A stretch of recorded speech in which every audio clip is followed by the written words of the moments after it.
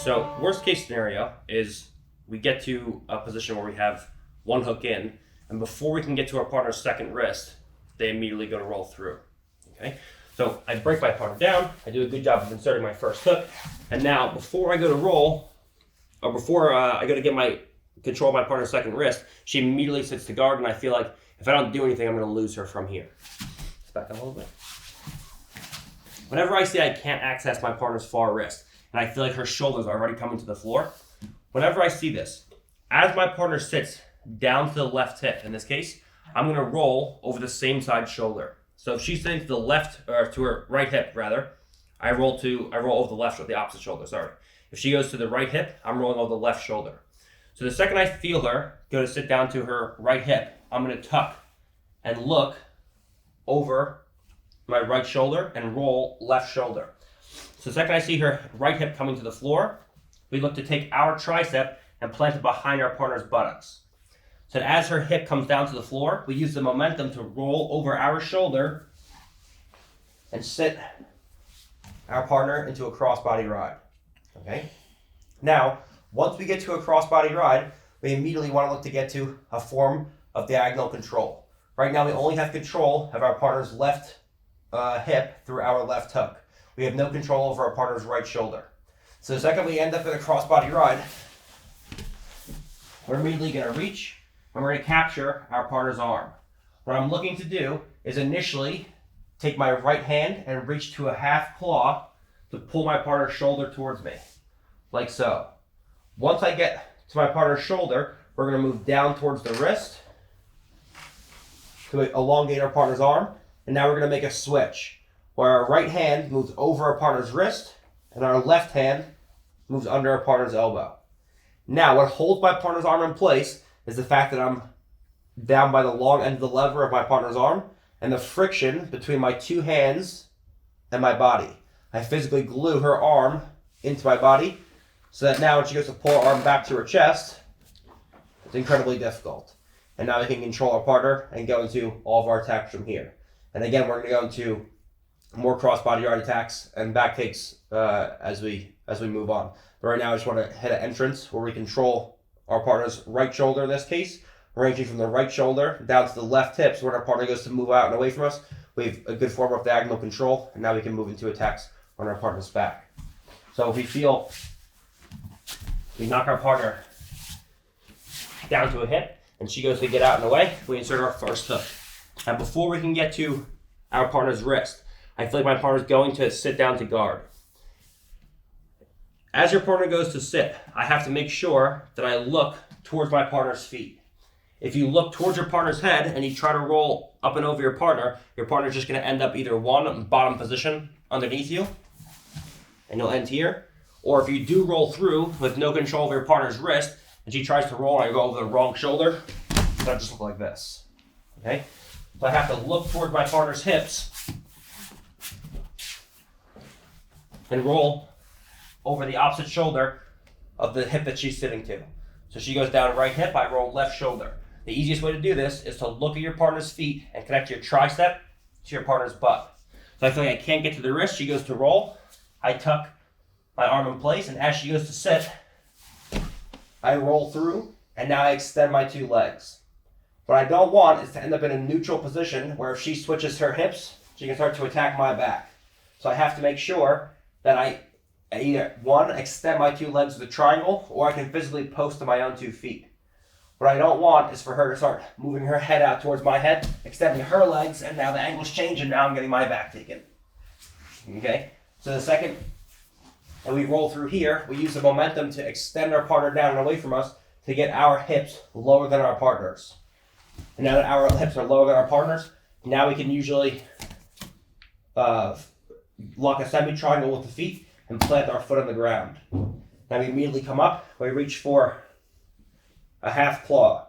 So when our partner goes to move out and away from us, the half claw initially controls my partner. Now I move down to the elbow, down to the wrist. When she goes to bring the arm back towards her, I'm at the long end of the lever, and it gives me enough time now to transition from a hand over to one hand over and one hand under. Now I glue my partner's forearm to my chest. When she goes to pull out and away from me, It's very, very difficult. And now we can go into all of our attacks right from there. So what it'll look like is we insert one hook, we break our partner down, but she's smart. Before I get to my partner's wrist, she immediately goes to roll through. We immediately go from the upper body down to the lower body. So as she goes to make the transition, she goes to sit. We roll our partner through and we immediately extend our partner out, making sure that our hips are lower than hers. Now as we push our 2 feet to the floor, we lock a semi-triangle, and we plant our foot to the ground. Now if I don't control my partner's shoulder, she can start to turn away from me and bring her elbow across the center line, and I end up back in a bottom half guard. So I have to make sure I control the left hip in this case up to the right shoulder. So we go half claw. When she goes to move away from me now and turn to half guard, it's very, very, very difficult. Now we move down to the elbow, down to the wrist, the long end of the lever, and now we switch. We have one overhand grip. We go under and catch the elbow, and then we move to over and catch the wrist. Now when she goes to move out and away from me or turn to face me, it's just so difficult that we can go into all of our follow-ups off of crossbody ride right from there. If we get an initial hook in, we break our partner down, she goes to get up, and she sees now that rolling through, whether I have a wrist or I don't have a wrist, is going to be a bad option, and she's much better staying here and trying to shake me off through 4 points or through whatever she's going to look to do, standing up, whatever the case is. And she chooses to stay in this position. Whenever I see my partner is just staying right here, we have a few good options. The first option I always look for is to move from the wrist back to the hip and break my partner down a second time. Right? If your partner opens up a turtle to not get broken down, we move to a power half. That's what we're going to do next. But assuming our partner stays with a closed turtle, we're going to go from the wrist initially to our partner's hip once again. Now, if our partner at any point goes to roll through, as the second you come off the wrist, we have to, the responsibility is ours to move back to the wrist to follow our partner through, or to get ready to enter into a crossbody ride entrance roll through. If my partner chooses to stay here, it's very easy now for me to knock my partner back down to a hip a second time. And when I knock them back down to a hip, now my partner has to move back and away from me. Because I have a hook in, if my partner chooses to turn and face me now, she just falls into my lap and gives me a back take essentially. Okay? So my partner has to start to do is to turn away from me. As I break my partner down, I'm going to move back to my partner's shoulder. If I move to my partner's wrist, it gives me diagonal control, but it doesn't give me the ability to control my partner's shoulder. If she goes to move out and away from me back to a turtle position, I have no choice but to follow her. Whereas if I move to a half claw on my partner's shoulder and I glue her rear deltoid to my front deltoid and I retract my right elbow back to my hip, when my partner tries to move out and away from me, because the shoulder's controlled, it's very difficult for her to move back to a turtle position. Now she has no base straight backwards in this direction. As she goes to move out and away from me, I'm just going to fall from my elbow down to my shoulder and then eventually down to my back. So as she's trying to get up and away, I just fall, I pull my partner straight back, and we both fall down to a shoulder. Now I can move to a back head and arm, and when my partner goes to get back up and away from me now, it's difficult. Now I want to go in and I want to lock a high ball ride. Okay? What I don't want is for me to be down on my shoulder, my partner's hips to be free, and for her to move from her left hip up to a turtle position and start to get hip height on me. Where now I break my partner down and I feel like I'm losing this battle. Now if her left elbow comes back across the center line and her head comes higher than mine, now she's pinning me in top half guard. This is no good. So initially, I want to go in and lock a high ball ride on a partner. When I lock a high ball ride, I want to make sure that I get a knee over my partner's hip and I cross my 2 ankles. What I don't want is to lock my legs in and have my partner's hip being free. If I just cross my 2 ankles and she goes to bring her hips back up, I have nothing controlling my partner's hip. So I make sure I go over the hip one, and now I lock in. So now my partner goes to move out and away from me. The hips are pinned and wedged in place by my knee. And now as my partner goes to move out and away or get back up, it's very difficult. I can start to extend my partner and insert my first hook. Okay, it's the most basic one that we're going to look at. We're going to go to more advanced ways to insert the hook as we go. But I want to make sure that initially when we lock up, we control our partner's hip 1, and we cross our 2 legs. So now when our partner goes to move back and away from us into turtle position, we have our partner in a completely unathletic position where now I can extend my partner, insert my second leg, and now we're ready to go into our attacks. Okay, so we knock our partner down initially, and we, again, incrementally insert our hands and legs into place. So we get a first knockdown, she goes to get up and away, we insert our first hook. Now I see what her reaction is. She chooses to stay here. There's no movement. So I go back to the hip briefly, I knock my partner down a second time. Now, if I get to a half claw, and you have a freak athlete or someone who's much stronger than you, and you feel like you just can't pull them back down, the absolute worst case scenario is they move back to a turtle, and then you just reboot the system. You're just back to where you were. Okay, you don't lose position. You're just back to square one. You still have a hook in place, and now you can follow your partner through. You can knock them back down. You can do all kinds of things. Okay, so absolute worst case scenario is you use a half claw, and they just re-turtle, just follow them back up. It's not a big deal. Okay, so we break our partner down. Now we move to a half claw. We glue her back of her shoulder to the front of our shoulder, and we bring our elbow back to our hip. So now, as she goes to move out and away from me, because our shoulders are pinned together, it's very difficult. Now, she has no base straight back in this direction. So you go from a hand, down to an elbow, down to a shoulder, down to her back. As she tries to move away from me, it's just so difficult. And now we can lock up on our hands. Now we cover the hip with a high ball ride. We make sure that our knee covers our partner's hip. If our knee is out here somewhere and we lock our 2 ankles, you can easily bring her hips up and re-turtle.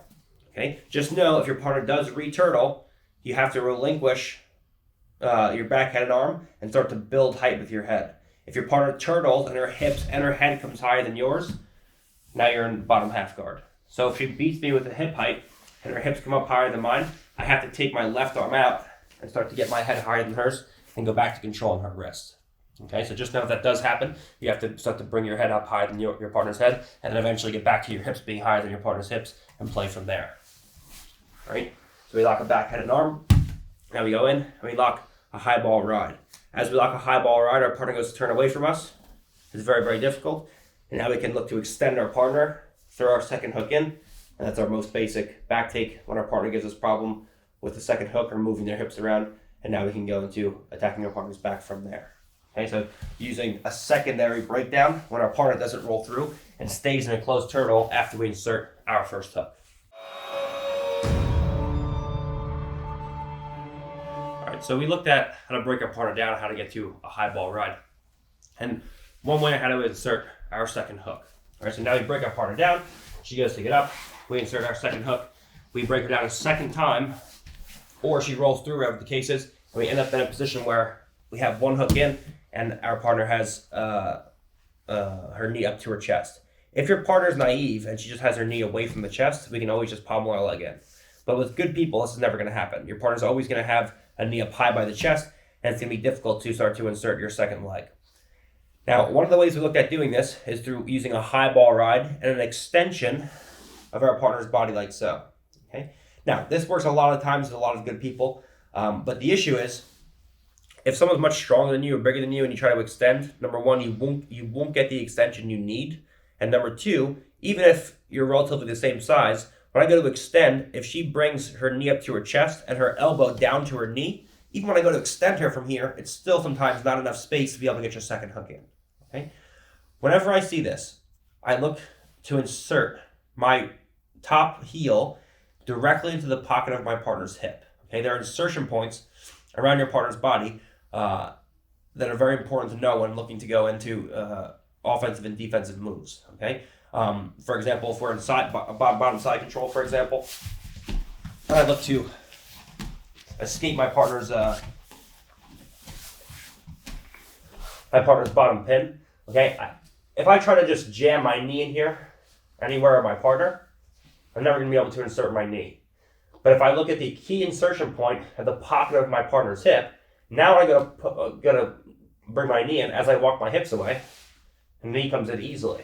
But if I walk my hips away and I try to just bring my knee in anywhere, I'm always going to get stuck in my partner's hips or my partner's ribs. But I use a key insertion point on my partner's hip to be able to bring my knee in, and now we can easily go into escapes. Same thing when attacking my partner's back. I'm trying to get underneath my partner's jaw. She's a tucked jaw. I'm using a strangle hand. I go in directly behind my partner's jaw. Okay, there's a key insertion point right underneath your partner's ear where the jaw starts to get behind and underneath my partner's jaw to go through and underneath my partner's chin. Okay, so there's key insertion points all around your partner's body, which you're looking to exploit to be able to get into whatever winning position we're thinking of. In this case, our winning position is 2 hooks or a body triangle. So how can we exploit the weakness of our partner's hip and get a good insertion point with our heel? We're going to take our right heel in this case, our top leg, and we're going to insert our heel directly into the pocket of our partner's hip. Now, you may find yourself in a situation where you say, I'm not dexterous or flexible enough to be able to do this. Okay, that's not the case.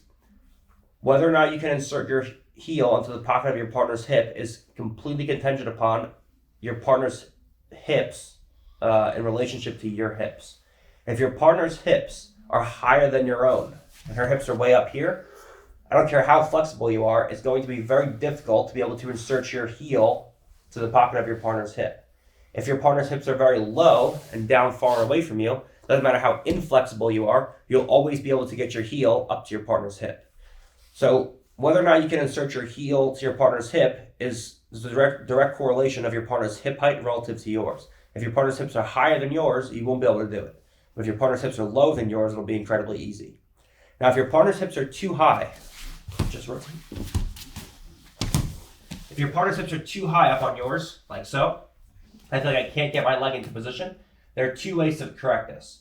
Number 1 is we can post on the floor and we can physically walk our hips backwards to put our hips higher than our partner's. Like so. Where now we have our hips nice and high and we can take our foot into position.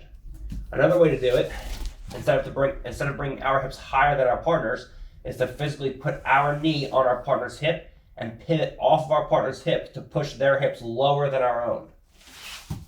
Like so. Where I close my knee and I flare my foot out. Now my partner's hips are much lower than mine, and now it makes it easy to take my foot into the pocket of my partner's hip. Now when I want to insert my leg, I have to push down towards my partner's knee and in towards my partner's center line. So I flare my knee out. Once she gets to keep that knee up high by the chest, I push down towards the knee, in towards the center, and now we can easily insert our second hook and switch off the body triangles as we wish. Okay, so we initially knock our partner down.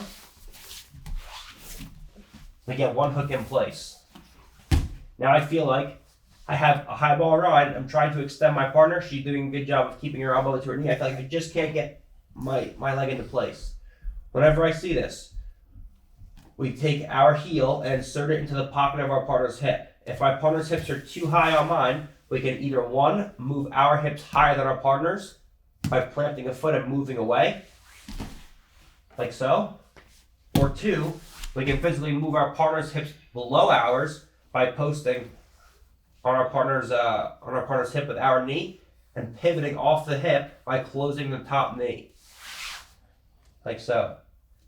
Now that our hips are higher than our partner's, we can take our heel to our partner's hip, flare our knee out, and now push down towards my partner's knee, in towards my partner's center line. And now when she goes to defend, it's incredibly easy for us to take our foot inside and make pass off the body triangles or whatever you want from there.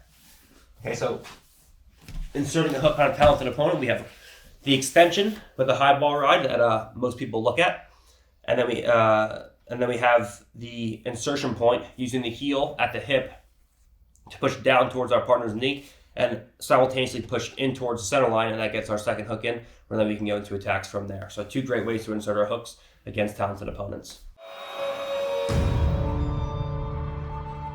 All right, so now let's take a look at our partner starts to give us more defensive reactions, and they start to open their turtle up and deny us breaking them down to a hip, right? Because everyone starts to realize every time they get broken down to a hip, you just start to incrementally insert your hands, and they start to get broken down, get broken down, and then you're hooks and your backhand arms start to come in, and the next thing you know, they have their back taken.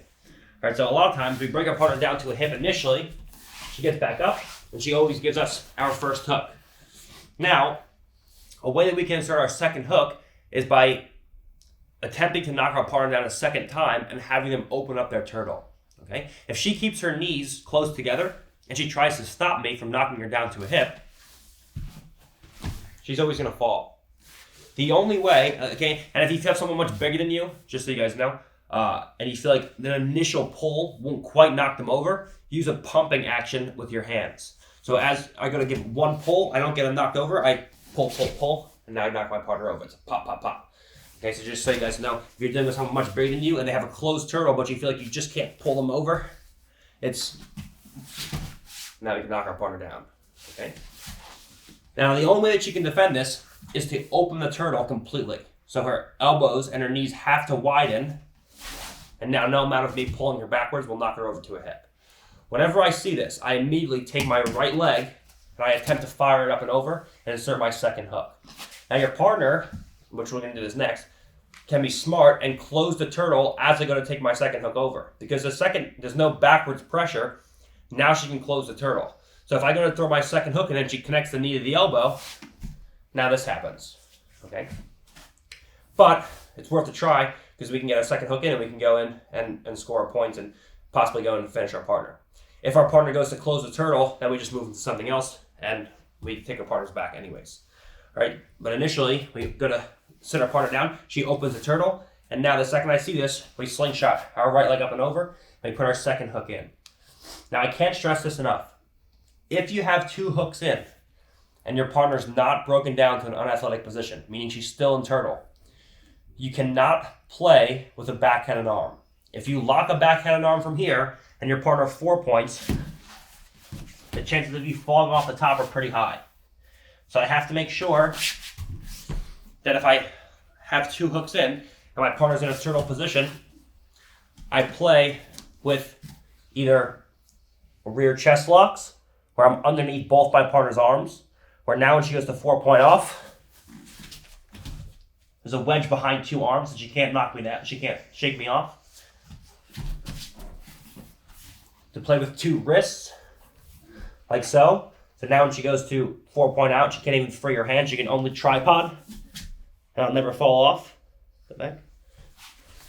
Or to play with some kind of power half Nelsons. Okay, so now when she goes to 4 point off, I'm hanging off her head and we can easily knock our partner down. But if you have two hooks in or a body triangle and your partner's in a turtle position, don't play with a backhanded arm. Always play with two hands under or some kind of power half where we're hanging off of our partner's body. Never play with one arm over because you can always fall off. All right, but we go to initially knock our partner down. We get one hook in. She's a closed turtle. As we go to knock her over, she opens up the turtle, and we just throw the second hook in, and now we're ready to go in from here. And now because the turtle's open, we can go in and insert power halves and break our partner down and go into various other attacks right off of that. Okay, so just a quick shot of throwing our second hook in when our partner opens the turtle after we insert our first hook in, because a lot of times we break our partner down to a hip initially, and they're like, yeah, I don't want this to happen anymore. So the second you're going to break them down a second time, they open up the turtle to not get broken down, and then your second hook comes in, and you're ready to go into attacks. So we're going to start looking at the power half Nelson. Okay, now, first of all, before I continue, I just want to apologize if I start losing my voice or if I'm sniffling or coughing. I've been sick for like the last 2 weeks. This was filmed. We're filming this right after I was traveling, competing for 3 weekends in a row. So I've been like in super hot areas, super cold areas with rain, snow, sun. So I've just been sick for like the last 2.5 weeks. So if I start to like gradually lose my voice and I get all raspy, I'm sorry. Are you really? We're gonna go into some power half Nelsons now. Now, a power half you don't really see too often in our sport. Why? I don't know. You see it a lot in wrestling. You see it all the time in wrestling. But if you look at historically, if you want examples of this, my match with Rustam in the finals of EBI 6 pretty much won me the match. My match with Tim Spriggs, I'm pretty sure I hit it in ADCC. Max Jimenez and Nogi Pans Lucas Barboza, ADCC. Stipe Miocic used it pretty much exclusively to control Francis Ngannou on the cage for 5 rounds straight in the UFC title fight. There's just Gary Tonin versus Wagner Hosha, 2017 ADCC bronze medal match. There's just so many examples of this being used so effectively. The whole theme of this instructional is to break our partner down to unathletic positions and make them slightly less athletic than us. Okay, the issue that most people face is that everyone's trying to improve their own movement and make themselves faster and more athletic than their partners. What I'm trying to have you guys do is to not make yourself more athletic than your partner, but to make your partner less athletic than you are. Slow them down instead of trying to increase your own speed. Okay, the bigger you are and the older you get, it's going to be hard to increase your speed. If you're 45, 50 years old, it's going to be very hard for you to be more athletic than someone who's 18, 20 years old. Okay, so the best way to deal with someone like that is to negate their movement rather than to increase your own movement. And a power half is a very efficient way of doing that. We have to start to think about our partner's spine as a lever. Okay, the hips being the short end of the lever, and the top of the head being the long end of the lever. Okay, the further you can work towards the long end of the lever, the easier it will be to control your partner's body. Okay, when we use a power half Nelson, we have to have this middle ground where we're not too far towards the short end of the lever, working down by our partner's shoulder lines, where we don't have the ability to actually crunch our partner's chin to the chest, but not too far up towards the crown of the head, where we slip off and fall forwards onto our face if our partner's forward pointing out, or whatever the case may be. So we want to work just in this, almost in the center, towards the top of your partner's head. Okay, when we use a power half Nelson. When we use a power half, there's multiple grips we can use. You can use a palm to palm. You can use a 10-finger grip. There's different grips that you can use. I typically like a 10-finger grip. Okay, the reason is it gives me a longer lever to work with to get up by my partner's head, and it gives me more range to be able to hang off my partner's body. Okay, we're going to be able to look at this in a second. When I use a 10-finger grip, it gives me more range to be able to fall and hang weight off of my partner's body. If I use a wrist-to-wrist or palm-to-palm grip, I can't disconnect my body from my partner's body as far as I want to. But if I use a 10-finger grip, now I can physically hang far off my partner's body and use much more leverage to be able to crunch my partner's chin down to the chest. And I'm working with longer levers all around. Okay, it's a much more versatile grip. Think about your hands, your grips in terms of circles. This is the biggest circle. This is a smaller circle. This is a smaller circle. And this is the smallest circle. Okay, the full figure 4. Right now, I want to have a big circle so I can create distance between myself and my partner to really hang off my partner's body in this case. In this case scenario, where we're trying to take our partners back. So if you think about, when we're talking about power half Nelsons, we're talking about using our partner's spine as a lever and working at the long end of the lever. The whole idea behind power half Nelsons is to make your partner less athletic than you are by controlling your partner's head through hanging your body weight off the long end of the lever. This completely prevents from turtle position your partner being able to 4-point out and away from you or stand completely up to an athletic position. The two main dangers we face, especially when we get 2 hooks in against a turtle opponent, are number 1, your partner 4 points and backs away and you fall off. Number 2, your partner stands straight up, starts to get up, and now you're under, just a strong body. And now you're under partner's back, and your partner's standing over you, and you have little control. If there's slams, start to get into sticky situations here where you're getting thrown backwards or thrown forwards, and your partner's looking to go into escapes there. When we use power half Nelsons, it completely negates both of these. When your partner tries to 4-point, you can always break your partner down. When your partner tries to stand completely up, she can't go head first. She can only go hips first. So a power half is an incredibly pretty useful tool to be able to control even the strongest and most athletic people by making them slightly less athletic than you are, breaking them down to unathletic positions, putting them on a hip, and then inserting the hooks and the hands in place and going into all of your attacks. So now we're working with one hook in. Okay, so we establish that we break our partner down, we get a hook in, and now we're trying to insert our second hook, whether we break our partner down or she defends, right? So I try to break my partner down a second time. She opens up the turtle, and I insert my second hook. Now, say for whatever reason, as we go to break our partner down, she opens up the turtle briefly, but when I go to throw my second hook in, because there's no continuous pressure of me pulling her hip down, she closes the turtle. So as I go to pull her in this direction, she opens it. Then as I go to slingshot my leg around, she's smart and she closes the turtle back on the opposite side, so I can't get my hook in place. Okay. Now if I keep my hips on top of my partner and she's 4 points, now I'm going to fall off and it turns into a disaster. So if you feel like you can't get your second hook in right away, you have to immediately take your hips back off of your partner's hips and play again from here. Because now if she goes to 4 point, it's not that big of a deal, and we can go into power halves, which is where we're going to look at now. So let's say that I feel like we can't get our second hook inserted. She opens the turtle. I go to throw my second leg in. She closes the turtle. No problem. Whenever I see this, I give it another off balance to open up my partner's turtle once again and force her to base out. If she stays with the closed turtle the second time, I go to throw my hook in. She closes the turtle and she stays closed, and she just falls over. And now we're back to all the things that we looked at in the previous sections. So when she opens the turtle the second time, now we're going to come in and we're going to insert our hand underneath our partner's far shoulder. Now we're going to take our top hand and place it over the top of our partner's head. We're going to lock our hands in a 10-finger grip. The hand on top is facing towards us, and the hand under the shoulder is facing away from us. Now I want to have strong wrists and roll my two wrists forwards. This is another form now of diagonal control, but with the luxury of hanging off the long end of the lever of our partner's spine. I have diagonal control because I'm locked into my partner's far shoulder through this grip, but I'm also hanging off the end of my partner's head and crunching the chin down to the chest.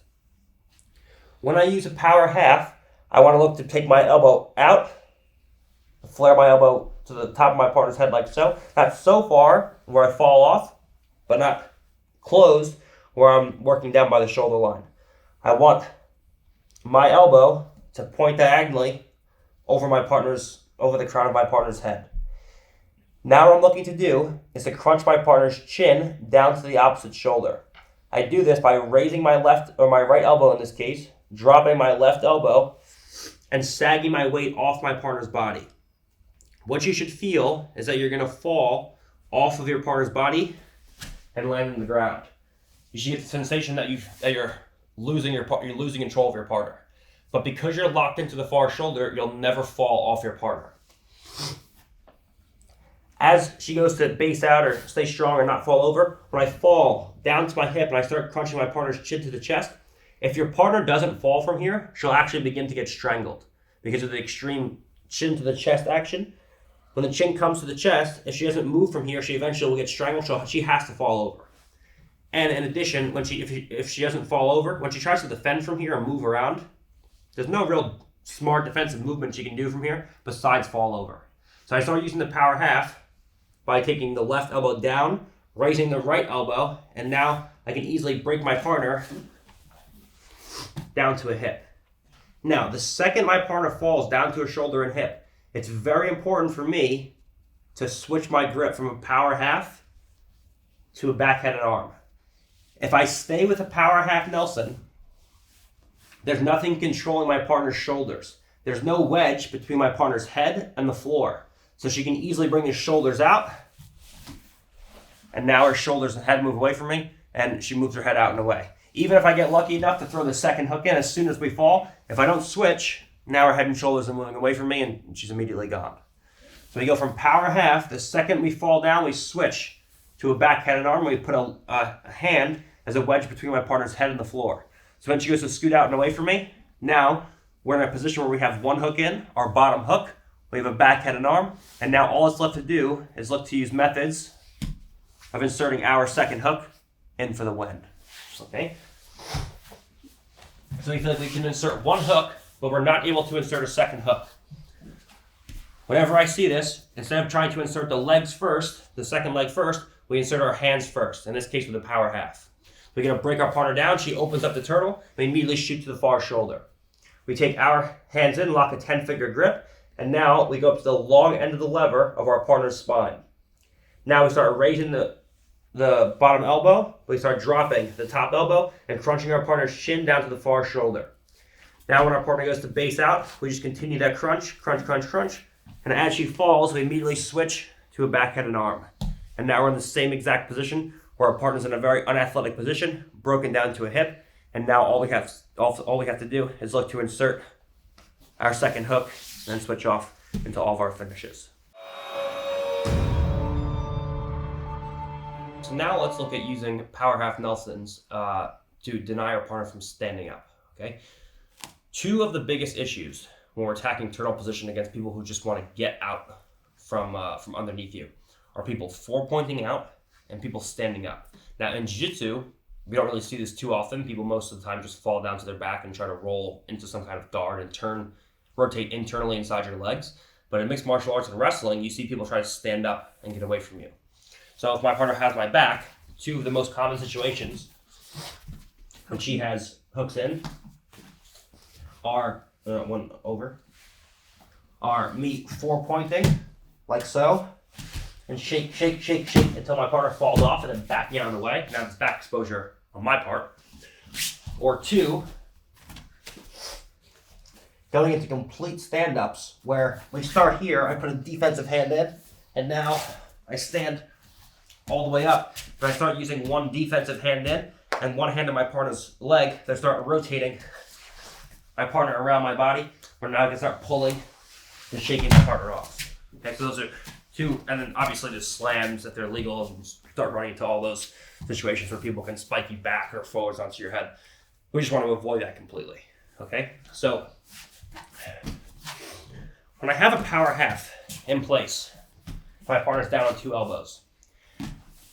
When my partner initially tries to pop up on her hands to stand up, I can immediately break my partner's posture through a power half. So she can stand up either head first or hips first. If she tries to stand up head first, she has to bring the head forwards, and now she can start to go in and stand up and start to get up, okay? So what I want is the second I see her head rising, I want to control her posture and lock in a power half. This immediately completely negates her ability to raise her head before her hips, okay? If I don't have a power half, now when she goes to get up, the head comes up, and now we're up, okay? If I put a power half in place, and she goes to get up, now it's completely impossible for my partner's head to come up first. She has no choice but to bring the head down and the hips up, like so. Now, when she tries to walk out and away from me and shake me off, because I'm hanging off of her head, it's impossible. And now all I have to do is look to crunch her chin down to the chest and play with one long hook and one short hook. So I lengthen my left hook and I shorten my right hook. Now my partner goes to hold on tight, or goes to try to walk away from me. She has no choice but to get broken down to a hip and shoulder, and now we can go in and easily insert our second hook. So our partner, if she tries to go head first, she can't, because I can always control her posture through the power half. So it only gives her the option to go hips first. So the second her posture gets broken, most of the time she'll fall back down to the elbows and the hips will rise. As the hip rises, we go in power half, and we create a long hook, short hook. When she goes to 4-point out, we post the head on the floor, we go short hook on the right side in this case, and long hook to the side I'm falling to. So now my partner goes to shake me off, we can always crunch the chin to the chest and insert our second hook. It doesn't matter what the size discrepancy is. If she puts a power half on me, if there's no power half, If there's no power half, I can easily bring my head forwards and step a leg up. The second there's a power half, and I go to come up, there's no ability for me to stand up from here. No matter how hard I try to get up, I can't go head first. I have no choice but to go hips first. And now, as I go to shake her off and bring her forwards, when she goes to crunch my chin to my chest, you can always break someone down regardless of the size discrepancy. Okay, so what the power half does is it completely denies your partner to stand up head first. They have to go hips first, and when they do, they have no real ability to shake you off, and you're hanging all of your body weight off the longest end of the lever of their spine, and you can easily knock them down to a hip, and then work on inserting your second leg. Now let's look at going into both Juji Gatame and Oshiro Senkaku from a turtle position. Now, in my closed guard instructional, I showed these from side scissor position, so it's relatively the same position. So if you guys have watched those before, here they are again. If you guys don't have those instructionals, then here they are for the first time. All right, I just want to show you guys what transitions we can go to off of this position that don't include attacking your partner's back, just to touch on them a little bit, just so you guys get an idea of how to start chaining other submission systems together. All right, so we insert one hook or two hooks on our partner. Once we get into a position where we're ready to go and start to attack our partner's arms, what I have to make sure of is that I create a long hook with whatever hook I have in. So if I have two hooks in, I have the ability to go in and go in with a long hook with either leg. If I have one hook in, I have to create a long hook where I go from in between my two partners' legs to across my partner's body. Okay? Once I create a long hook, I'm going to go elbow to elbow with my arm connected to my partner's arm on the same side that I'm attacking. So if I have a left hook, I'm going in and attacking my partner's left arm. From this position, I'm going to take my knee and place it on top of my partner's head. What I'm looking to do is to create a wedge on top of my partner's head to prevent her posturing up. So I take my knee and quadricep and I place it over my partner's head at the long end of the lever. If I don't go to my partner's head and I start trying to attack this juji, my partner postures up, so just simply fall off your partner like so. So I put a wedge over the top of my partner's head. Now when my partner goes to posture up, because the wedge is over the head, it's very difficult for her to start posturing and knock me off the top. Now we're going to start to fall down to our hip, like so, and start to put pressure over our partner's head. Best case scenario, your partner simply rolls through as you fall, and you can start to throw your legs into place and go into finishes. More than likely, a talented opponent is going to stay on their knees, and you're going to end up in a position like so. Whenever I see this,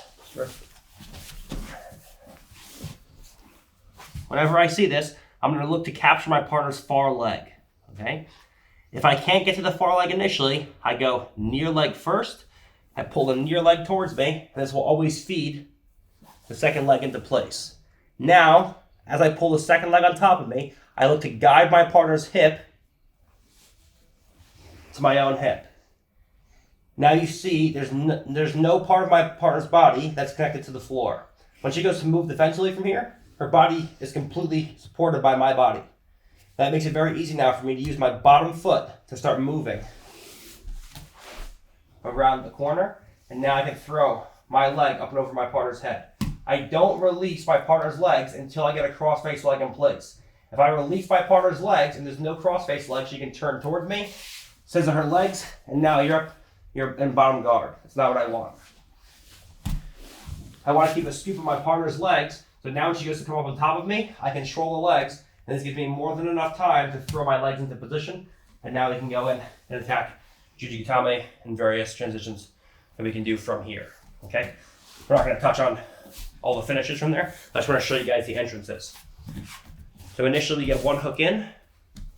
My partner has a turtle position. I feel like I want to transition to something else, whether you feel like all of your moves are failing, whatever the case is, you want to go for a juji. From here, I feel, or a lot of times you feel like your partner's four-pointing and you're beginning to fall off the top, and you feel like you can't control your partner's back. Now we can start to go in and attack arm bars instead. Okay, it's probably the most common situation where you feel like you're falling off and you can't reclaim your partner's back. We just go in and attack the arm. So we go elbow to elbow. We put a wedge on top of our partner's head. When she goes to posture up or move around from here, it's very, very difficult. If she rolls through, great. If not, we go in and capture our partner's ankle, 1, ankle 2, and we connect her near hip to our top hip. Like so. Now when she goes to move defensively, all of her weight is supported by my body. So it's very easy now for me to use my bottom leg to scoot around the corner, keeping our partner's legs controlled with our hand until we get a cross-faced leg up and over. And now we can sit up and go into all of our attacks with Juji, triangle, and follow-ups from there. Okay? So the keys here, creating a long hook with one of our legs, going in elbow to elbow, putting a wedge on top of our partner's head. And now, as we sit, we want to put our partner's body on top of ours. So now when she goes to move defensively, we can easily rotate through, and fire the leg up and over. And now we're ready to sit up and go into our attacks. So just a nice transition into a Juji Gatame from Turtle. If you feel like you're not going to take your partner's back, or more importantly, more commonly, when you feel like your partner starts at 4-point, and you're losing your partner, your hands are on the floor, we can always switch and put our partner back down to the floor and still attack our partner's arm and salvage the position if we feel like we're just going to get thrown off from a 4-point. We looked at a Juji Gatame. Now let's look at another follow-up where we can transition into triangles instead of arm locks. So it's very similar to entering into a Juji, okay? Again, just another option if we're not attacking your partner's back. Typically, I recommend this when you're either just looking to transition to something else, or in a crisis situation where your partner 4 points and you're falling off and you're not going to be able to get your hands underneath your partner's arms and you feel like you're too far forwards, transitioning into either triangles or arm bars is always a good option. Okay, so whether you just want to go in, okay, you saw a Cyborg attempt this against Nicky Rod. It's just a good option to try to attack if you feel like time's running low and you feel like you're not going to get to a submission on your partner's back. There's a variety of times that we would go for this. Most of the time in a crisis, when your partner 4 points out and you feel like you're not going to be able to retain your partner's back, we're going to go in with a long hook once again. And this time, instead of going on top of our partner's head with our knee, we're going to go on top of our partner's head with our knee, but we're also going to insert a foot underneath our partner's far armpit. So now we come in and we go elbow deep. We put a wedge on top of our partner's head and we put our foot underneath our partner's far arm. So now when our partner tries to shake us off, because of the wedge on top of the head, she can't. Now we're going to look to roll our partner through. So we fall down to our hip, we access our partner's far leg, and now we get a strong back heel with our right leg, and we roll our partner through into a position where now she's flattened out. And now from here we have good options with controlling our partner's hand to our chest. We can control our partner's hand with kimuras. Both are very good. And now we have a good choice. If our partner explodes towards us and tries to turn into us, we can transition into front triangle variations. Or if our partner stays on her back, we can transition into back triangle situations. Okay? The big issue that people make from here, and this was Cyborg's big mistake against Nicky Rod, is people try to lock a triangle from a double inversion position. Okay? When I just stay on your knees, elbows. When people go in and try to lock from here, the big mistake people make is they don't take an angle. They try to lock up a back triangle from this position and they lock in. But because the legs aren't locked and I'm parallel to my partner, when I go to lock, she can easily aggressively walk backwards and shake, and now my legs come unlocked. And now my back is exposed. If you actually watch the ADCC match with Nicky and Cyborg, that's exactly what happens. He tries to go into a back triangle, he fails, he transitions to an armbar while they're both inverted, and Nicky ends up almost taking his back. Okay? A much better option is to always create an angle so we're perpendicular to our partner, to roll them through first so they're not in an athletic position, where they're in a 4 point and they're backing away from you, break them down to their hips and back first, and then go into attacks after. So I feel like I'm going to transition into Oshiro. This time, we come in and we hook our partner's armpit like so. We put a wedge on top of our partner's head. Now because of the wedge on top of the head, cut your arm. Now because of the wedge on top of your partner's head, when she goes to shake me off, I'm perpendicular to my partner. When she goes to walk back and away from me, her head is wedged in place by my leg. If I'm parallel to my partner and I'm trying to lock a triangle from here, that's when she 4 points and walks away, and then I get my back exposed. So a much better option is to fall down to a hip, rolling your partner through first. Now she goes to expose my back or walk out and away from me. It's incredibly difficult, and we can go into all of our attacks with follow-ups with various triangles and arm bars from this position. So the big mistake that people make when trying to go through a Shirisen Kaku from a turtle position is they try to lock their legs while their partner's still in an athletic position in turtle or in 4-point position. You can't do that and stay parallel to your partner. A good person is always going to look to strip your legs, separate your legs, and then back out and away from you. It's going to happen every time. If she tries to go in and she has 2 hooks in, the second she starts to scoop my leg and go in and starts to trying to lock triangles here, if I feel like she's staying parallel, the second she tries to lock up a triangle, I'm immediately pinning legs and separating her knees. So now when she goes to lock up, the head at least will always come out. Just having my arm attacked is much better for me than having my head and arm controlled. If I have a choice between being stuck in an arm bar or being stuck in a triangle, I'm always going to choose an arm bar because at least my head's free. Here, I can always get my head free because she's trying to lock and she's parallel. I'm still athletic from here. When she goes to lock up, I can always pull my head and eventually my arm free. But if she hooks into my legs and puts a wedge on top of my head, now my head's wedged in place. When I go to pull back and away, you can't never shake your partner off from here. Okay? And then she can easily roll me through and create positions where she can go into attacks. Alright? So again, no matter what the size discrepancy, it's incredibly easy to control your partner because you're essentially using the same mechanics as the power half Nelson by crunching the chin to the chest with a strong wedge on top of your partner's head with your knee and thigh. So if you're perpendicular to your partner and you look to roll them through first before attacking a submission, it's much more high percentage than trying to lock a submission while they're still in an athletic position and having them 4 point and then you fall off and then you get your back taken instead. Before we go into attacking open turtle, we're going to look at just a small recap of attacking closed turtle. All right, so we first established that our goals were to break our partner down to unathletic positions. Okay, the more that we can take our partner out of athletic positions, the easier it's going to be for us. Okay, what I don't want is for my partner to quickly roll to guard and then I lost the position completely, or to quickly stand up and break contact and now we're just completely separated. If I can break my partner down to a hip, this is a completely unathletic position.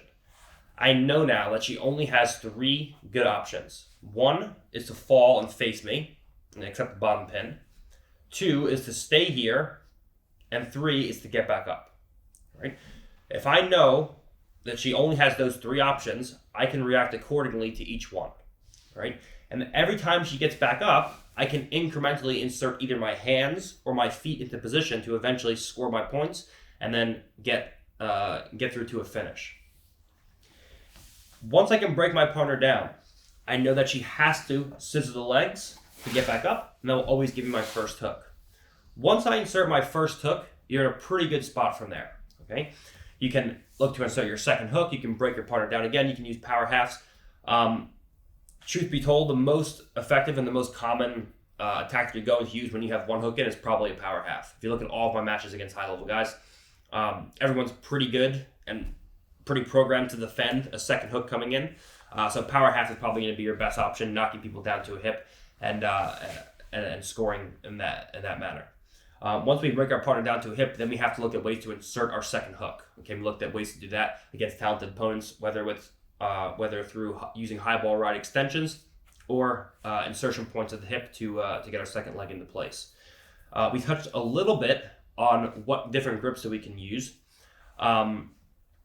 but now what we're going to look at is the expansion of using those grips.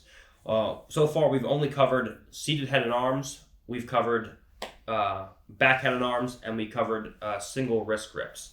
All right, now we're going to start to transition to is using, again, single wrists, both near side and far side. We're going to start looking at using double wrists. We're going to look at using rear body locks. We're going to look at using rear chest locks. The power half Nelsons are going to be there as well. We're going to use regular half Nelsons, depending on your partner's elbow position, and we're going to go from there. The grips with the upper body are going to come into play much more often now, because initially when my partner is playing in an open turtle from here on out, it's going to be much easier initially to insert my hands right away. Whereas with the closed turtle, it was difficult to insert my hands, so I had to break my partner down first, and most of the time insert hooks first. Okay, but just touching on a recap for closed turtle, most people in the sport will play somewhere between an open turtle and a closed turtle, but you'll mainly see people playing with closed turtles due to the fact that they don't want to have points scored on them and have hooks be put in place. So you're never going to see someone playing. Or rarely see someone playing an open turtle where their hands or their elbows come off the floor. They're playing in like referee positions like this. This is not very common in our sport, okay, where it is in wrestling. In our sport, you're going to see people down on their elbows and mostly playing like this. If they have an open turtle and you try to throw hooks in, they're always going to close the turtle. Now you break your partner down. Okay, so we started off with closed turtle because it's the most common position that you find in our sport, and whenever you try to insert hooks, people always close their turtle, so we have to have reaction to that. We can't be in positions where our partner's in a closed turtle and I'm trying to just put my hooks in like this, and then you have no control and your partner just falls over to the opposite hip, and now she reguards. Okay, whenever you see like you're trying to insert hooks and you can't do it, always break your partner down to hip and play from these positions. Okay, and now we're ready to go in and insert hooks. All right, so that's closing off the closed turtle. Now we're going to look at how to attack open turtle and crucifix options and go into attacks from there.